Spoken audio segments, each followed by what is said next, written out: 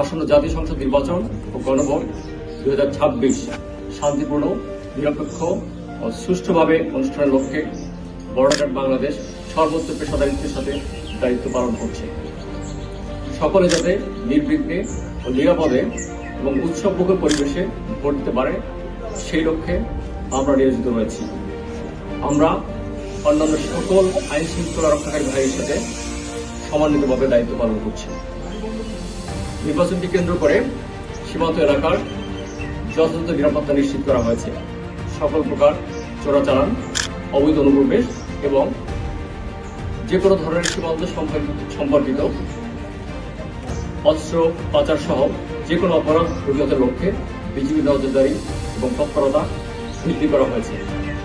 দেশের 4,427 কিলোমিটার সীমান্ত সুরক্ষার পাশাপাশি আসন্ন জাতীয় সংসদ নির্বাচন ও গণভোট 2026 উপলক্ষে সারা দেশে 37,000-এর বেশি বিজিবি সদস্যকে গত 1 ফেব্রুয়ারি 2026 হতে মোতায়েন করা হয়েছে।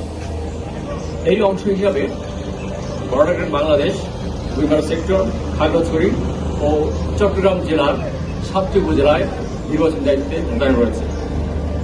গুইমারা সেক্টরের আওতাধীন 3টি সংসদীয় আসনে সর্বমোট 344টি ভোট কেন্দ্রে যাতে নির্বিঘ্নে ও সুষ্ঠুভাবে ভোট পরিচালনা করা সম্ভব হয়, সে লক্ষ্যে 10টি বেস ক্যাম্পে সর্বমোট 28 প্লাটুন বিজিবি সদস্য মোতায়েন করা হয়েছে।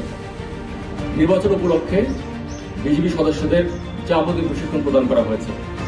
ড্রোনের মাধ্যমে নির্বাচনী এলাকাকে সার্বক্ষণিক সার্ভেলেন্সের আওতায় রাখা হবে। একই সাথে বিজিবির বিশ্বায়িত ডগ স্কোয়াড প্রস্তুত রয়েছে।